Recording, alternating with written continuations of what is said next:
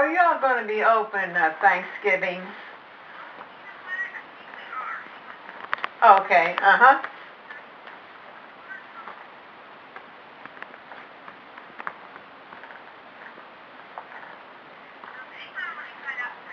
Okay, okay, uh-huh.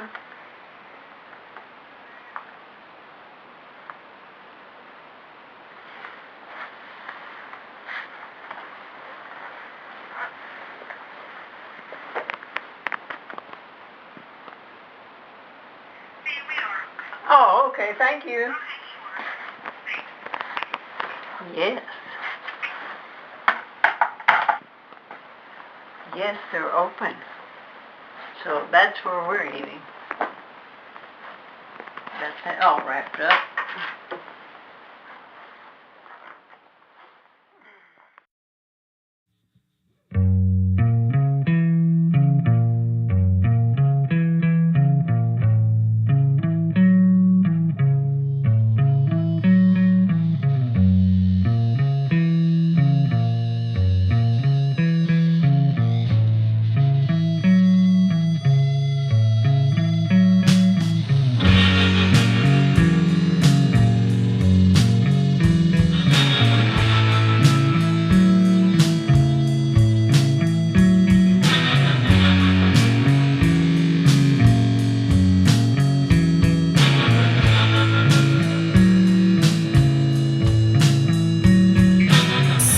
This is already on the internet. And I still would like to extend my sincerest apologies, but also in the vein of DTBP, we really don't care. How you gonna hold a flashlight? We're playing golf. You ever been to a baseball stadium at night? What? Behind fun is always something not fun. And it's a relief to let go of the not fun with something fun. I guess there's really no better way to say this, but fuck you. I'm ready to start answering. What's on my mind is that was fucking awesome, and I'm still like high off of it. If you catch my drift, It's weird. It's something I didn't really feel like I needed or would miss until we did it for like the last time ever. And it felt like, oh yeah, this feeling, totally gonna miss that. I felt, It's a good feeling, but it's also just real fucking weird to see people into your stuff. I felt relieved, but in a like a magical relief. I don't know. It was surreal. It was, we haven't done it in a while, so it felt new again. I'm conflicted with a lot of things. It's hard to say. I mean, Adam and I and Steve, formerly of DTBP, and Luke, started this band as a joke just to kind of fuck around. And then it became what it became. None of us had any idea who was going to do that. No one. We were outside of New Vintage, which doesn't exist anymore. Used to be Uncle Pleasant's. None of that fucking matters. There was a mural out back, and it was Muhammad Ali. It was like a famous picture, it was a painting of a real picture of him punching, and they had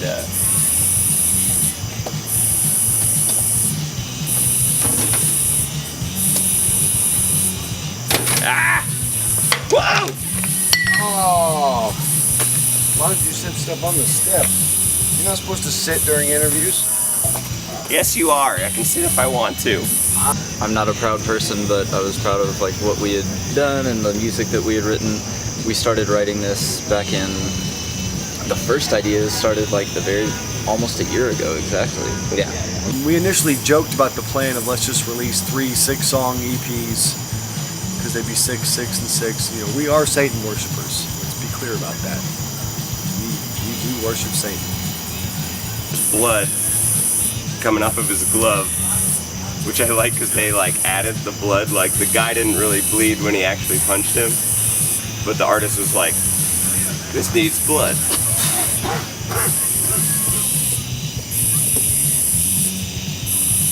And so his fist was like right at the right level to where if you're a tall dude, it would look like he's punching you right in the dick. And if you were like a shorter woman, it would look like he's punching you in the tit. And there was blood. And so we were like, Dick Titty Blood Punch, wouldn't that be a funny, isn't that a great idea? Talking about Boner City's work ethic versus Saturday School's work ethic. Missing Dana, we are lazy as fuck. We'll be like, oh, maybe I should come up with a riff or something. Can we just like smoke weed? I think we literally said we're gonna have practice for this band on Thursday. And whoever shows up is in the fucking band. And so it was a Tall Squares practice, so Tall Squares showed up. And that was the band. Plus Luke. Well, yeah, Luke was there. My old band, Banana Bango, would go and play with Tall Squares, and then we would play with Dick Titty Blood Punch. And I really liked punk rock music, so I got really excited. And then We're lazy as fuck, dude. But, well, we are. But When you have a deadline, it's different. Yeah, but that was the thing. Is like whenever we got a deadline. Whenever we started playing with Chip, and then you know he was because down we had do to. it. I was like, I'm gone. Like, let's do this. That's what the band is. It's like a exclamation point for me and Andy, really. after Banana Bango had our last show, they asked me to play guitar, and I was very excited to do that. So there was a couple shows when it was the original lineup, and then I got added, and then eventually Steve left to start his own project, and then we got Chip in. We played a show at Kaiju, and this dude was like taking the mic from us and like singing, and then he told us it was his birthday, and I like, for some reason I I was like, it's not your fucking birthday. And it was Chip, and he was, I don't remember this. it was actually his birthday. We were playing a show, he just happened to be there.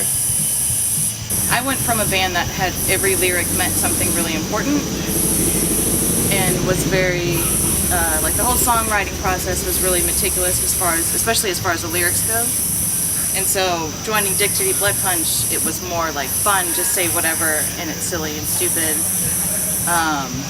So a lot of them didn't really have that much of a meaning to me, like personally or deeply, but probably Dipsomania probably meant the most. My point in the humorous inflection of the fact that since I crashed Adams, I'm quasi-crashing Amy's, and this really can't be on the video. I know it's gonna be anyways, but you know, there's nothing I can. Would I do that? I know you're going to do that. That's. Sorry. Not trying to interrupt. My bad. Sorry, Diablo. Dipsomania.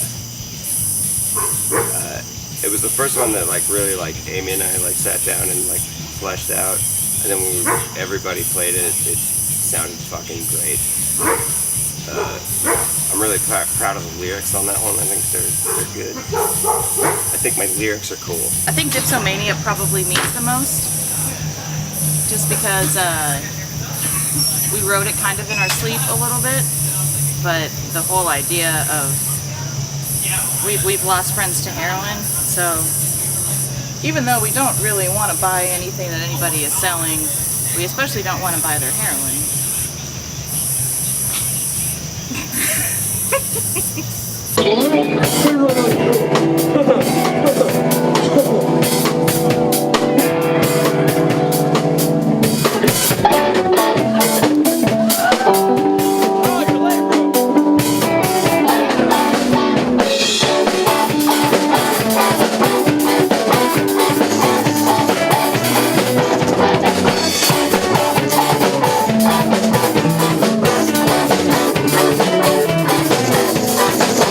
You better run.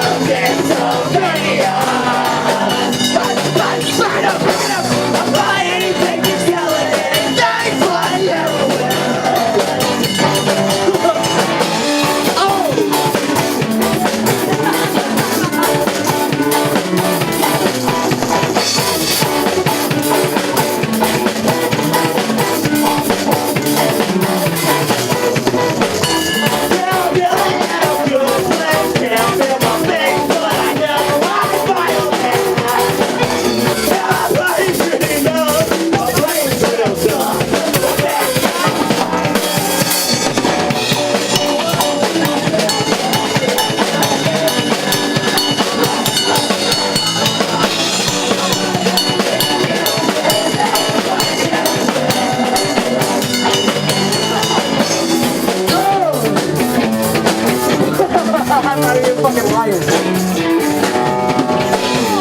I'll be a total mass killer and we're in a society that continues as a blatantly limit. So everyone with your ha ha ha.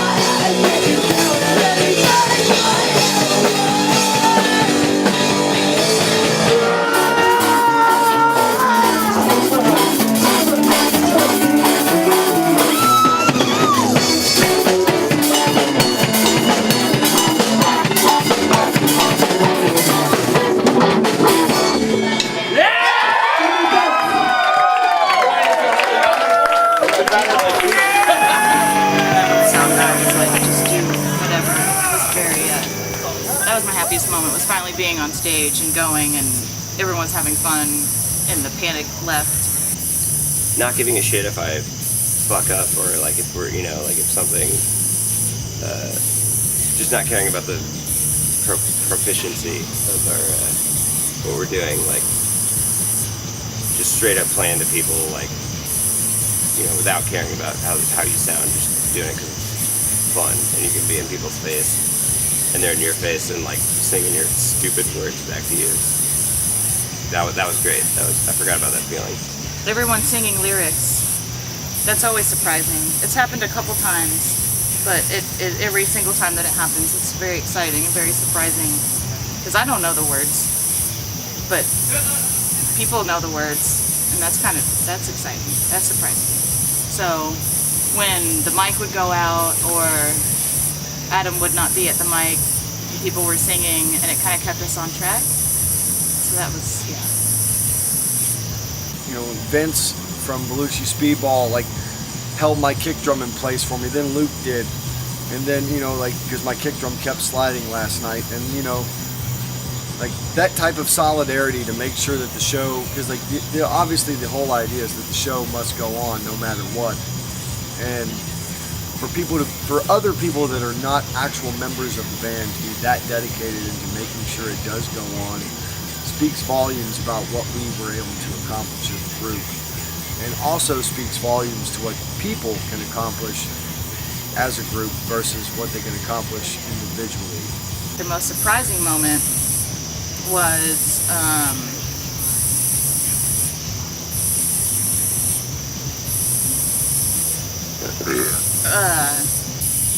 really, really am happy that Saturday School got to be on that bill. All the lyrics are very personal, and that's not something Boner City. I'm gonna constantly compare this band to Boner City, but there are a few times like the lyrics I was saying were like coming back at me, you know what I mean? And I was like, damn, I wanted to fucking cry, you know? And that was my favorite moment. That's when I fucking felt it, you know?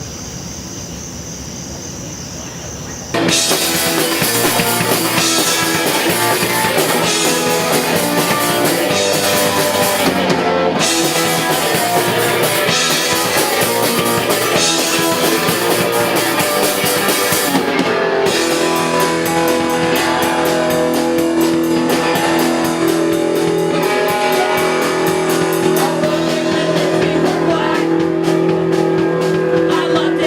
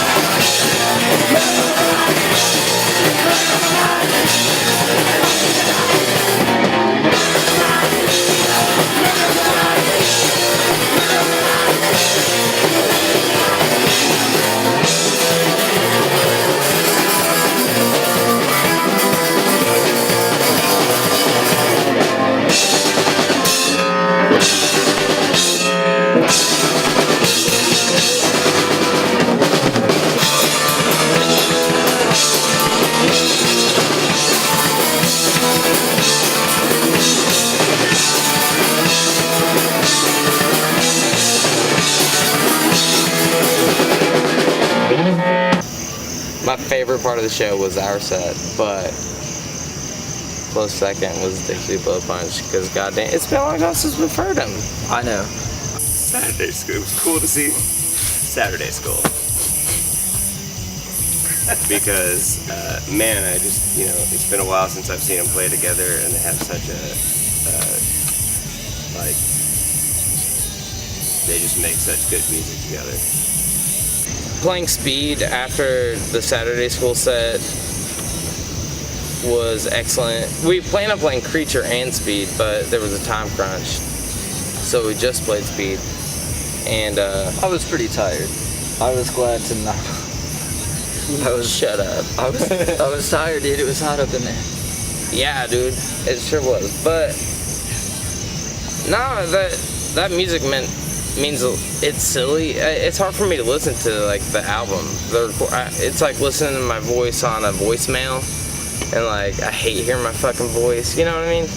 And so I don't listen to Kentucky very often. But those songs meant a lot to a lot of people.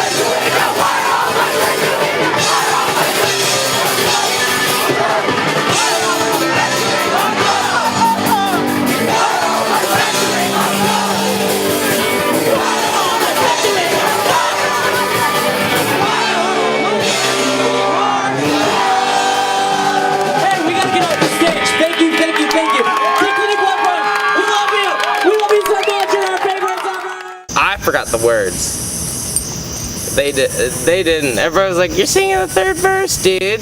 Yeah. It was the second verse, and I was like, "Well, fuck. I guess I'll just switch the verses." And you guys were ready for the first. I was singing Dana's parts at the wrong time, and I was like, "Oops, I'm kind of drunk and high." Oops. Either way, it didn't fucking matter. It's just like, and I learned because Deadfest, I got squashed. Like everybody was just around the microphone, dude. so I couldn't even play guitar. It was like a cocoon of punk rock love. A cocoon. A cocoon. You know, I think really the most fun was sharing the stage with our brother and sister bands of Boner City and Belushi Speedball, because I felt so akin to both those groups, because we were doing everything that nobody thought people should do, and we did it, and we didn't give a fuck. And you know, if you don't like it, fuck you. If you like it, you know what, still fuck you. I don't care. You know, that's what we were about. We started this band because we didn't give a fuck. We wanted to have fun. We didn't. There are no rules in music. I think it was surprising in and of itself that it worked out the way that it did. And then it was also surprising when you all had a fucking shark out and told people to write it when the ceiling is not that high. That's what I want! I want to see Sam Bacon get on that, or one of the satellites get on the shark! I want to see the shark get fucking crowd surf! The song's called Dirty Mike and the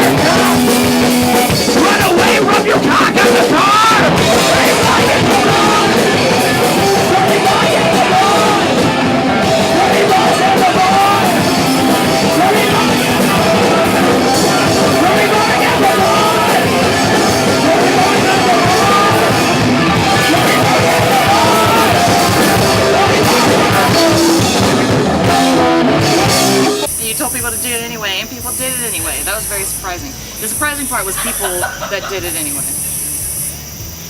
Shark riding. Shark riding was surprising. Not that you all asking them to shark ride, but the fact that people listened to you and they shark rode. And not only that they listened to you and wanted to shark ride, but that they did shark ride as well. When the crowd moshed so hard that I'm almost positive that they broke the drink machine at Spinelli's, which is why it says don't mosh into the pizza warmer right next to it. And they didn't mosh into the pizza warmer, they moshed into the drink machine. Which surprisingly fucking kids are still into. It's like, we wanted to make this shit for us kind of when we were that age.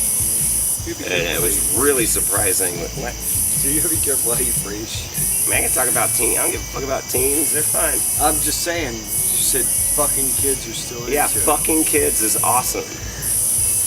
I mean, they're great. The fuck is wrong with you? We had young people asking us specifically to do it at Spinelli's just because it's like an intimate environment.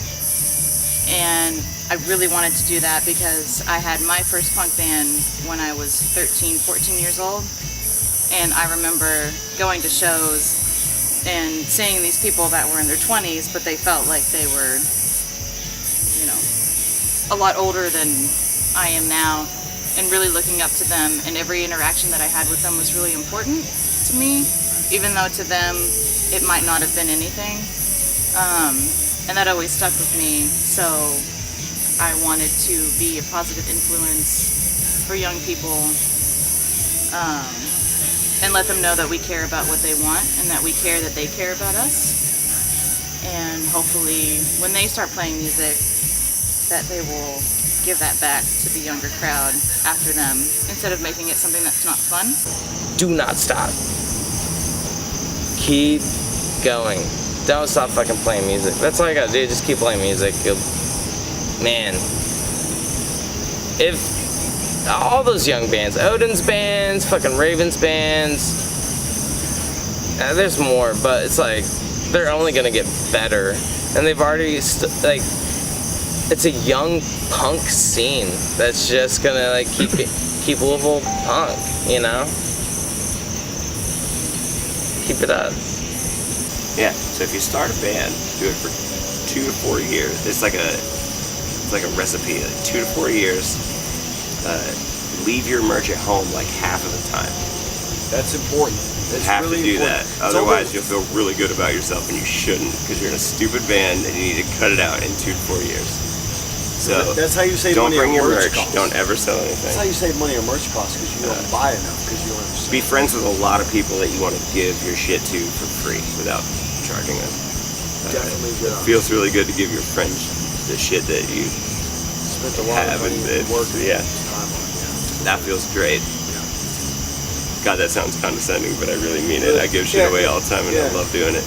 I think having your outlet is far more important than anything else in life that's mundane and necessary, because that helps you keep your sanity, and it helps you remember that you're a human being and that you have something important to give to everybody else that you create yourself, because that's cool and that matters and it's important and you should do it, and you're gonna get grounded probably because you write shitty lyrics and your parents are gonna get mad, but your parents also have passions that they may or may not have forgotten when you were a child, and it's important to have a young generation seeing an older generation that has responsibilities but still does something that they love, because if we stop creating things, then we're not going to have anything.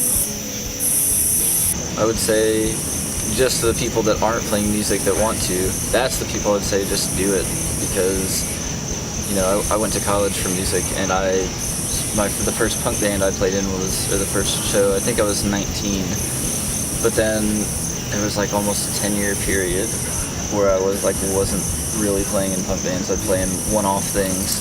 This was like the first, Boner City was like the first real band I had, and so, but we didn't start until I was, 32 or whatever, so it's like, and then thinking back, like, shit, I've been into this stuff since I was like 15, 16, you know, like, why wasn't I starting and just like making music with people then, you know? So that was kind of my thing. Cause it's destiny, dude. I was just gonna say, is it like a Jerry Springer final thought? Sometimes you start a punk band, and sometimes your schedules get conflicted, and then you gotta That's a end New the York punk band. accent. He's from Illinois. He's in Chicago. Oh, he sounds like that, doesn't he? Am I doing a good Jerry Springer right No, now? not really. I don't regret a second of it. Not the bad parts, not the good parts. We had some bad parts, we had good parts. I argued with people. I had a blast with people. It is what it is. That's what I believe. That's what they call life. You know, it's like shit. It's like a whole scene just coming to an end. We're just kind of people. Hopefully Don't fucking laugh at me when I say shit like that. Hopefully some new stuff will come up soon and will be awesome. Cancel this interview. So it was fun to fucking do that shit again. It was fun. You know, it's time to put that band on the shelf.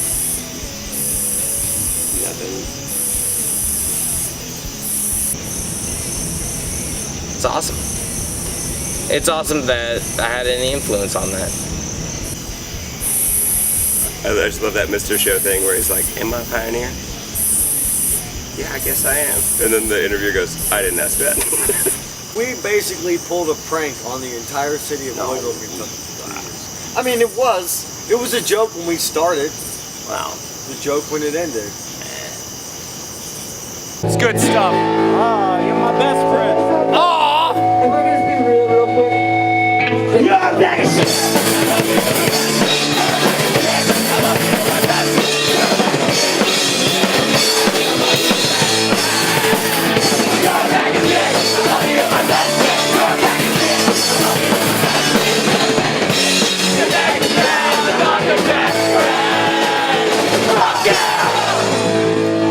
Because you're a bag of shit. I love you, you're my best friend. You're a bag of shit. You're a bag of shit.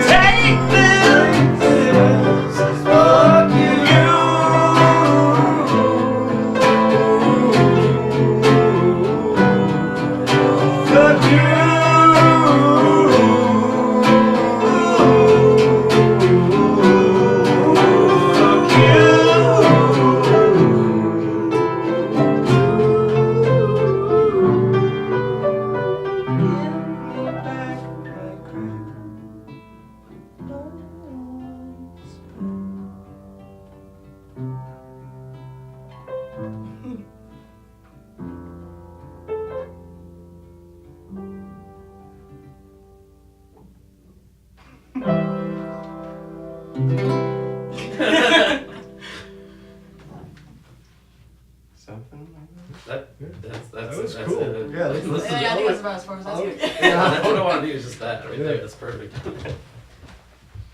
How high are you guys?